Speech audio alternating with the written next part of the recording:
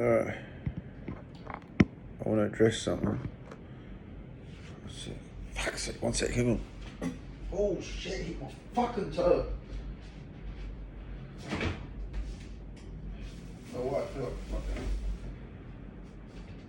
feel like one of these pears. I'm having a coffee, but I feel like a pear.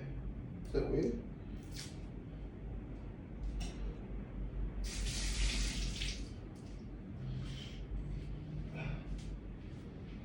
I'm addicted to pears.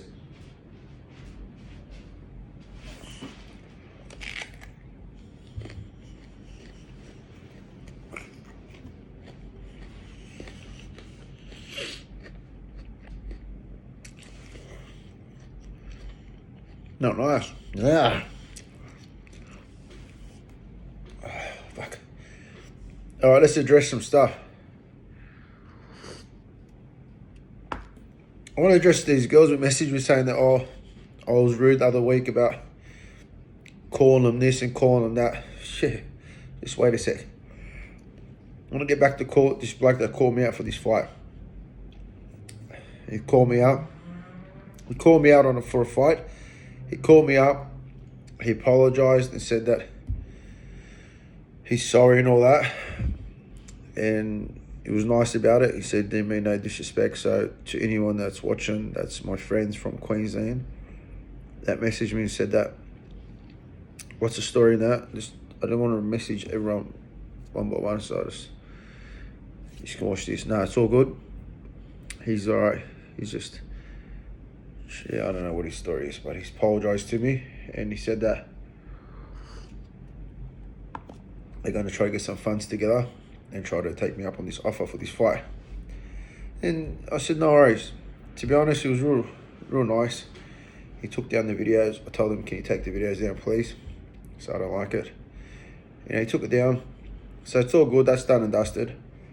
If the money comes and the fight's going to happen. And to be honest with you, my brother's a bit pissed off with me. He's like, well, what are you doing calling out everyone for a lousy 250 grand? He fucking went off at me. But I said, listen here, bro. It's not about the money. And it really isn't about the money. This is this is the way I look at it. I put a big figure up so then I can get a big opponent. If I do a challenge and say, because I really want to fight in the ring. Like, I really want to let my anger out. I want to have something to train for.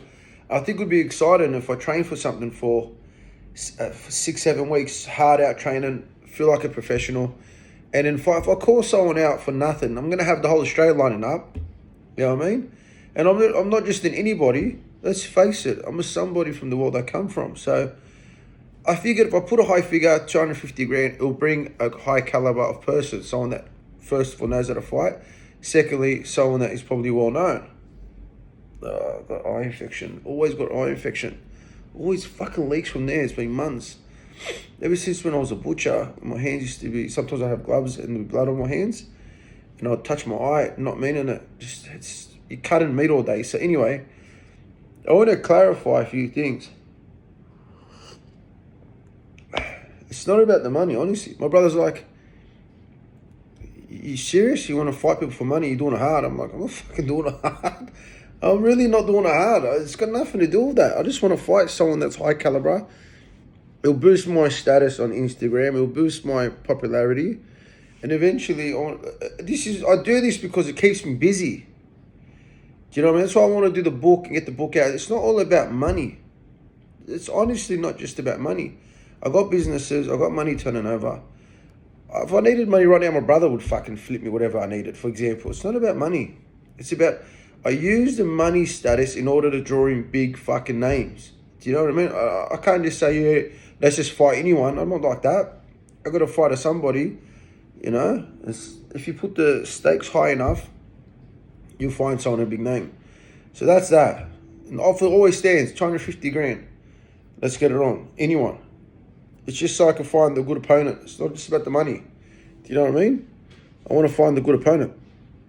And, you know, I want to touch on these girls that are all messaging me saying, they're so out of touch with life and, you know, it's not like that. All right, I want to ask you a question. Which bitch out there is dating a person that hasn't got money and that is an average looking bloke. Come on.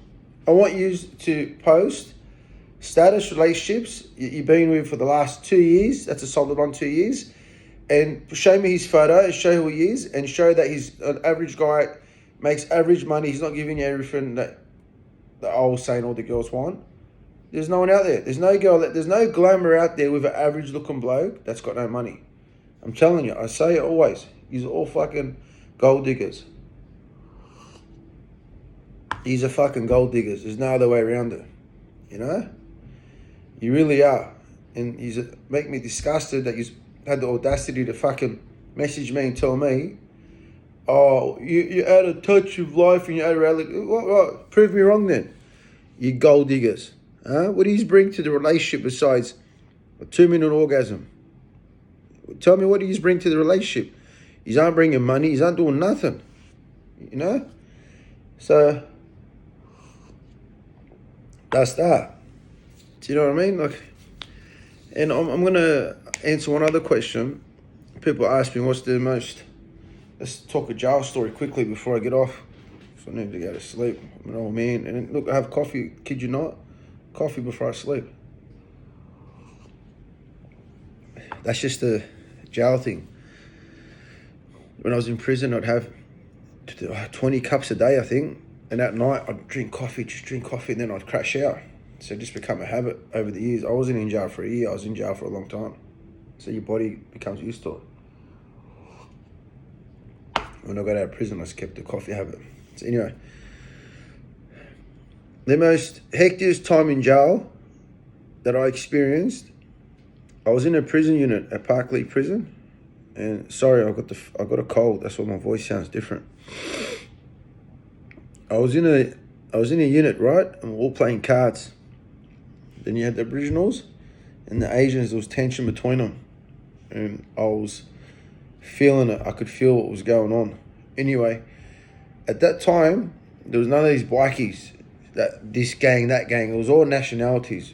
So it used to be the Lebos and the Aboriginals, and it used to be the Asians and the Islanders. But I built friendships with the Islanders in jail, and then I didn't really go over all that stuff or this race, that race. We started changing things. As I do in life, I see something and I think, no, I don't like that.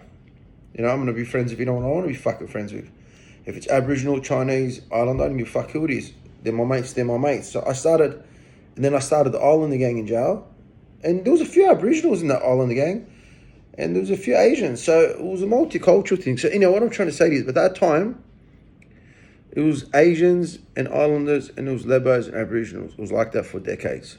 And I got a lot of close Aboriginal friends, to be honest. And some Asian friends too. So I was in a kind of a spot this day. Anyway, I'm playing cards. And hell broke out in the unit. Hell broke out. The Asians came through and they started stabbing all the Kooris. And the Kooris were having a go. The Kooris were unarmed. They didn't know it was going to be a drama. There was none of the Kooris armed. So we had this thing, if no Islanders jumped in it, we wouldn't jump in it. And then the Islanders aren't going to jump in it because they know I'm with the Lebos and I'm pretty tight with the Islanders. So it was just, they were going at it. Anyway, long story short, we all got locked down, right? And the Islanders stayed out of it, the Lebos stayed out of it. So it was Asians on Aboriginals. And they were going at it. And